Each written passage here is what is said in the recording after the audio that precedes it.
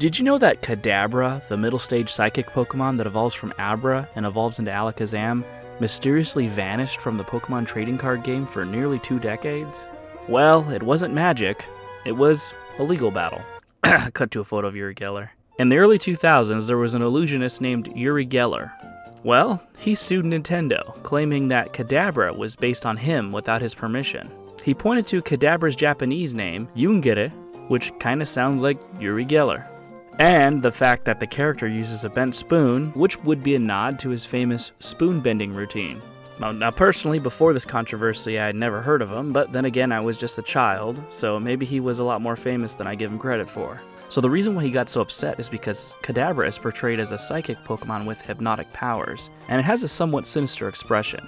Now, Geller claimed this portrayal associated him with evil occultism and made him look like a villain in children's media. The original Japanese card featured Kadabra with symbols Geller claimed were Nazi-like, such as a star and lightning bolts, which he associated with the SS. He said that this deeply offended him and further cemented the idea that the character was defamatory. He then demanded that Kadabra stop appearing in the franchise. And for years, Nintendo listened.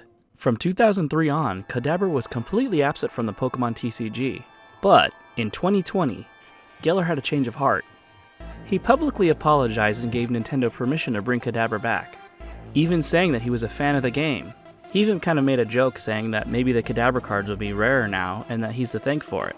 In 2023, Kadabra finally reappeared in the TCG after a 20-year hiatus, the set that showcases all the original 151 Pokemon.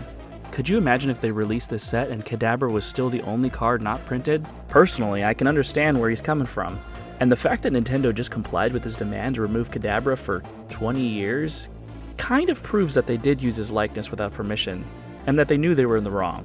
But to be fair, I think it was done as more of a tribute to him, more than to make a mockery of him. I'm sure whoever designed Kadabra was probably just a fan. But what do you think? Do you think Yuri went too far?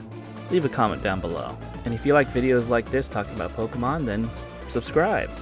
The name's Alphalax. I'll see you later.